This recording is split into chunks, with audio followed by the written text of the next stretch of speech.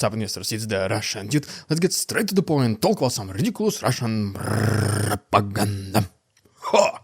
Okay, today we have our favorite battle, Babushkas, who made this video addressing the president of France Emmanuel Macron, who was, if you remember, approximately a month ago or so. He was saying that France was strongly considering putting its troops in Ukraine. Maybe not like the actual soldiers to fight, but at least the instructors. Well, Battle Babushkas made this video saying don't you even dare, because if you come with us to the sword, you will die by this sword. Putin is much superior president than you have no idea what you are doing, you are acting on the orders from the West, even though France is considered to be the West. And that he said that no matter what you try to do, everything will be crushed by the mighty Z army, and just like Zelensky, you will fall. And speaking about Battle Babushkas, these are such a frequent guests on our channel, guys, so I decided to make literally a song about them. Here is a small preview about this song. They call them Battle Babushkas, a fearsome sight to see. And by the way, besides Battle Babushkas, I have the entire first album of the Russian dude songs. There is also gonna be a song about Shoigu Mosquito. Shoigu the mosquito, dancing in the air, bringing laughter to the world. And of course, ridiculous Russian propaganda. We do not believe in ridiculous Russian propaganda. So yeah, long story short, this will have 10 different songs in different styles. I'm 100% certain you will find something what you like. This very first Russian Dude Songs album I released for free for my Patreons. So guys, if you want to check these songs and listen to them in your car, you can tag me on Instagram, I will repost your stories. The link to my Patreon is down below, go ahead, check it. I've been working on it relatively hard and I just absolutely love it. Hilarious songs, trust me. Without further ado, now finally let's get serious, and first let me give you a brief update from the eastern and southern front lines. First of all, we have to just make a quick one on the territory of Russia, because right here is the video from Tver, where it looks like a local research factory, as you can see, was there. Under very some loud noises according to the local residents, and the most interesting thing is that it is hundreds or if not even thousands of kilometers from the front lines, again showing the inferiority of the Russian air defense systems. Next is the video now from Belgorod. This one is closer to the actual front lines, and reportedly another air defense system of Russians, most likely called Panzer, was destroyed. In Shebekino, some very loud noises also were reported by the local residents. As you can see right here from this video, the smoke is the direct evidence. And then, along Kharkov front line, Ukrainian FPV drone was able to destroy a relatively big and significant and definitely important ammunition depot of Russians. I mean, it is not a secret that they completely failed their offensive along Kharkov. Like, they don't even speak about it, the Z propaganda is completely silent about, which is the best confirmation of their total miserable failure in this direction. But once again, even if they continue to do some attacks, or even while retreating, this munition will come very handy. Well, not anymore. Then we have this picture of a remote mining system of Russians called Земледелие.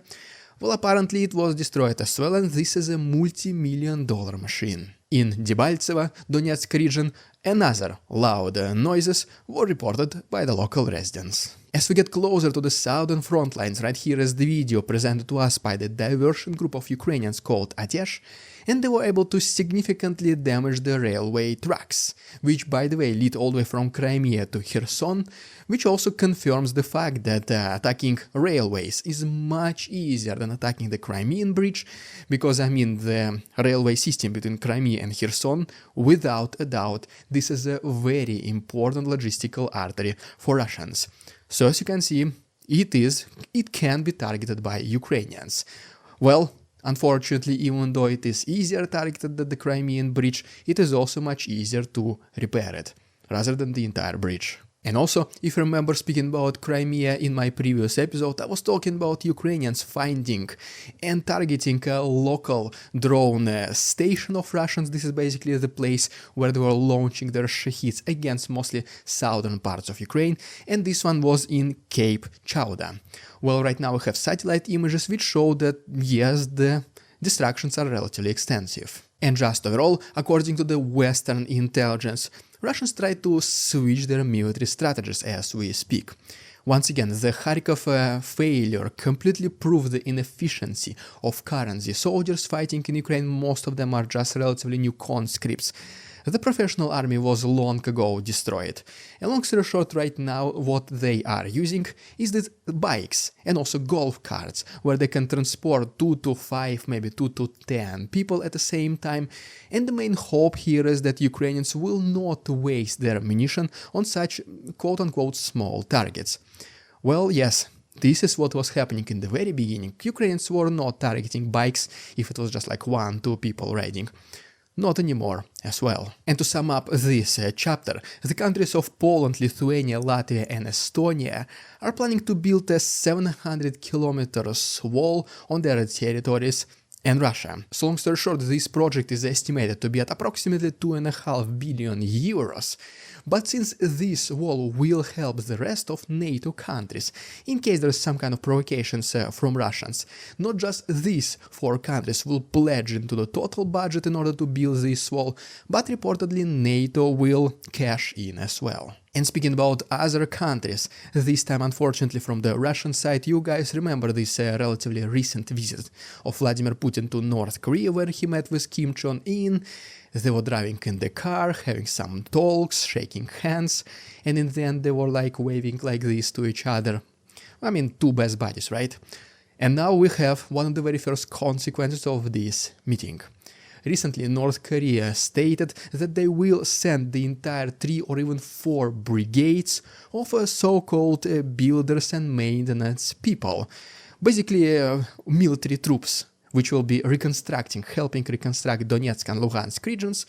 But you know what, this is exactly what even the Russian conscripts are being told from time to time, especially if they're forcefully mobilized. Because literally, and this is no longer a secret, this is not longer a city urban legend, this is true. Sometimes when you just walk on the street in Russia and you're a Russian man, you can get grabbed by the military enlistment office representatives. They're gonna bring you and say, don't worry, we just need to check your data, to update your medical information, so don't worry. Well, obviously the guy settles down, the person calms down. In this military enlistment office, they do all these things, and then they say like, well, you know what, it's okay, don't worry, we're not gonna send you to Ukraine, we're just gonna send you like to Luhansk, Donetsk, very far from the front lines. All you're gonna be doing is engineering, construction, repairing, maintenance, all this kind of stuff. You're not even gonna touch your weapons at all. Well, the guy is like, okay, I guess, well, what should I bring? They give him the basic stuff, some food for a couple of days, some warm clothes, things like this. And then whenever they bring this person to the territory of Ukraine, apparently 1-2 weeks later, somebody approaches the person and says, well, you know what, there's not that much people in the front lines and we need some defenses. The guys are struggling in trenches, so unfortunately you have to go inside this military truck. We're gonna bring you to the front lines, so you're gonna fight. Sorry about that, but we just need people. You are bound by a contract. So this is exactly what these North Koreans are being told right now. Don't worry guys, you're just gonna be far behind front lines, constructing things, stuff like this. Well, my estimation, my expectation that eventually this will become an actual North Korean soldiers fighting alongside Russians, obviously against Ukrainians. So this is some sort of an escalation. And ultimately now let's talk about the president of Ukraine, Zelensky. Now he wants serious and meaningful talks with Russia. Normally I would make this a Patreon exclusive chapter, but not today. Today I would like to present this chapter for you guys. So just let's keep watching all together, but still if you want to support the channel, watch this episode uncensored, extra footage, and of course my most recently released album with the songs. Please go ahead and check my Patreon, there is 1 week of free access for every single one of you to try the service, and the link to my Patreon is down below guys. For this, thanks so much. And so yeah, so speaking about Zelensky, who now wants really real talks with Russia, he recently did make a statement during his visit to the European Union countries, because yes, right now Ukraine is being accepted into the European Union. It is just a matter of time whenever they join the alliance. So long story short, one of the statements that Zelensky made during this trip is that Ukraine does not want to extend this war for a very long time. We are looking to end it as soon as possible. We don't need any more people dying, we don't need anyone being injured. We want to stop the conflict, we want to continue developing Ukraine, restoring Ukraine. We want to be an independent country. We don't want to be threatened by Russia. So right now, in just a matter of several next months, Ukraine will try to present potentially a new peace agreement to Russia to see if they're gonna talk or not. Because yes, Ukrainians are tired. Which, by the way, I'm not saying here right now whether this is a good thing or a bad thing, but just judging by the reaction of regular Ukrainians. Surprisingly, majority of them met this news kinda favorably.